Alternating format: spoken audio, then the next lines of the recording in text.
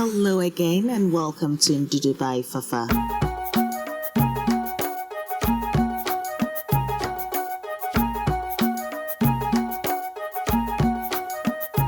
Hello everyone and welcome to my creative African cooking channel Ndudu by Fafa. Now you know this channel is all about creative African cooking. It means that I improvise, add on twists, shenanigans. I mean, what do you want?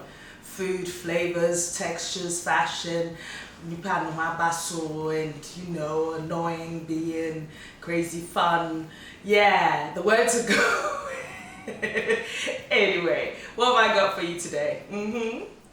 The story goes, once upon a time, Chairman Singh.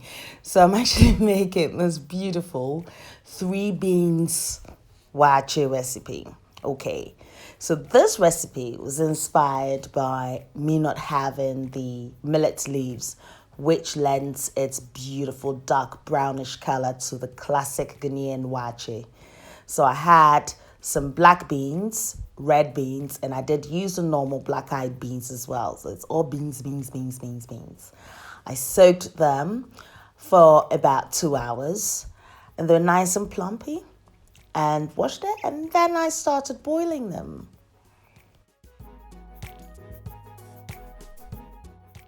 The idea of soaking your beans is to cut your cooking time in half.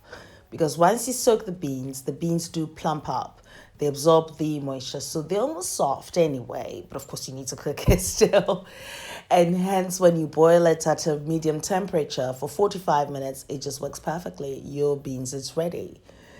Now, this was an experiment that worked really well, and I'll tell you what, it was so exciting. So I did 2 versions. I did one with my normal jasmine rice, which was scented and beautiful. And I also did another with brown rice, which was healthier. So yes, I can't wait to share this recipe for you. But I'll tell you something as well. I went all out on this recipe. Yes, I did. So after 45 minutes on cooking on a medium heat, I've added some water. Yes, and you can see how dark and rich that liquid is, and I'm adding my jasmine rice. So this is the jasmine rice recipe.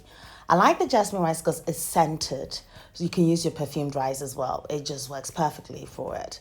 And also the jasmine rice has a higher starch content. So if you add a little bit more water, it means you end up with that soft, pliable texture, that melting in your mouth, where actually that clumps together. Am I describing it well?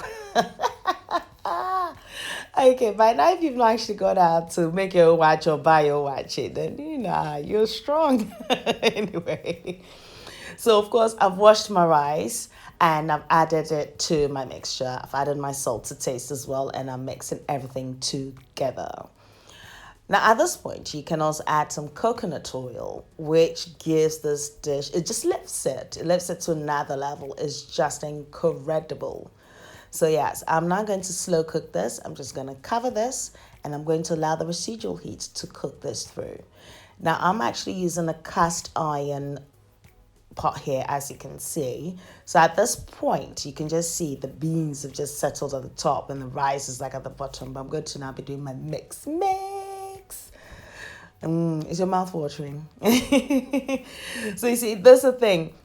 The black beans and then the red beans together has actually formed this beautiful rich brown color, as you can see here. I'll leave a link at the top for all the other Waakye recipes that I do have.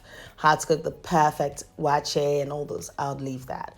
This is a way to improvise if you are in the diaspora. So if you don't have the millet leaves, this is great. And equally healthy anyway. So yeah, baby.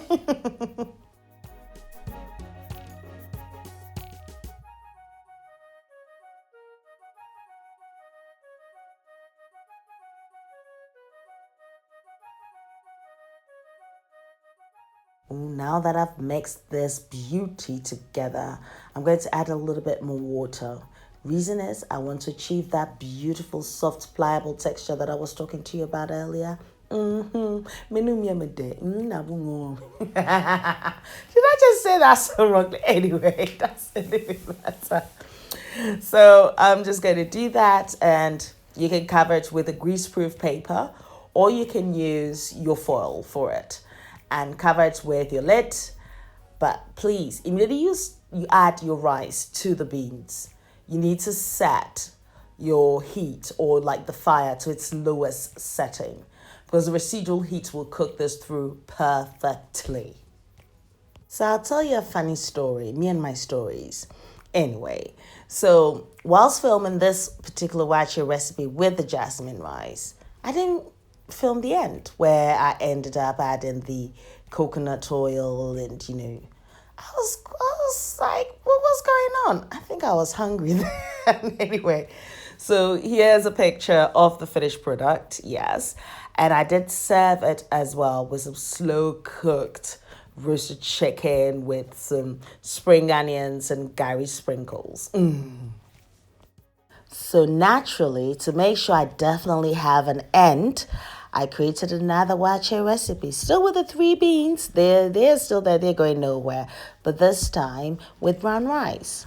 My inspiration for creating this recipe came from the fact that not everyone has access to millet leaves to get that distinctive, dark brownish color for waakye. So I had some black beans and red beans. So I was like, why can't I combine the two? And I did so. So I had some brown rice and I'm like, yes, let me do the brown rice as well. Now the brown rice, because it has less of a starch content, is not as pliable as if you used jasmine rice. But equally, this is great for your fried rice and also as a base for the salads.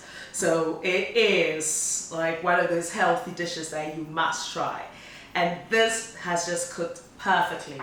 So now I'm just gonna add my coconut oil, and that's just to give it that additional flavor anyway. But also by adding coconut oil to it, it allows the rice to actually last a bit longer as well. And look at that beauty, look at the gloss. This is not any other food. So today's waakye, because I have got a few waakye recipes on my YouTube channel, so I will leave links actually for those. But today's one, I think I'm taking it all out. I've got the leaves and I'm just gonna make the spaghetti, some salad. You know where I'm going with this, yes. So yes, we're gonna treat you really, really well. Now a time-saving tip. Whilst cooking, ensure you clean your surfaces and dishes as you go along. That saves you time and means you can enjoy your dish immediately it's ready. Let's just add some salt to this.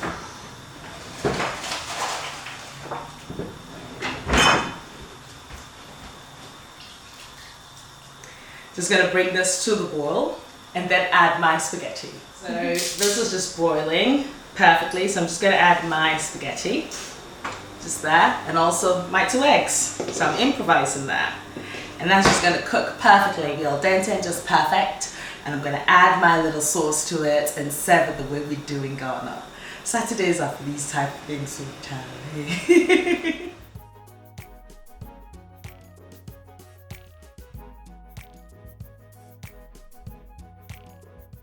So this is my favorite part now.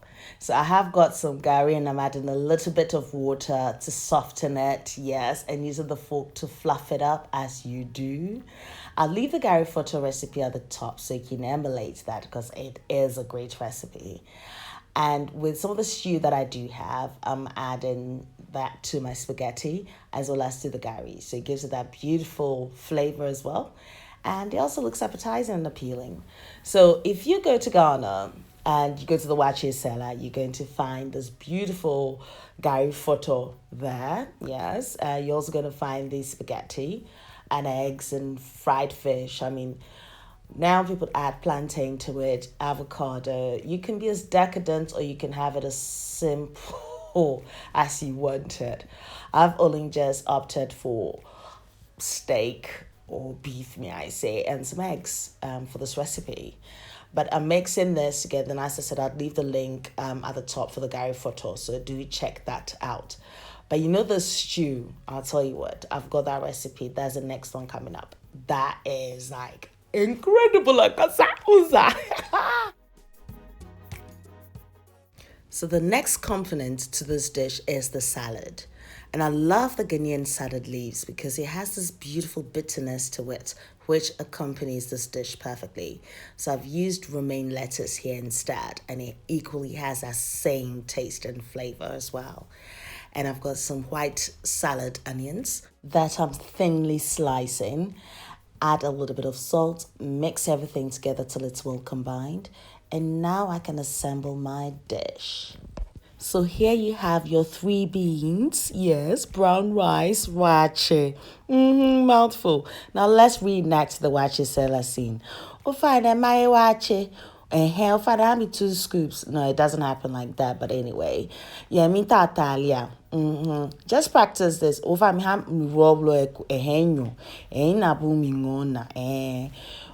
No, ha me floeku kelu. I mean, come to think about it, one of my very good friends, she's quite brutally honest. She just goes like, you do speak, like, yeah, kudos that you do speak the languages, but seriously, your guy is just not good. So I'm practicing, but you know what? I'll get there. At least I can say something. No, I have to be good. I have to be good.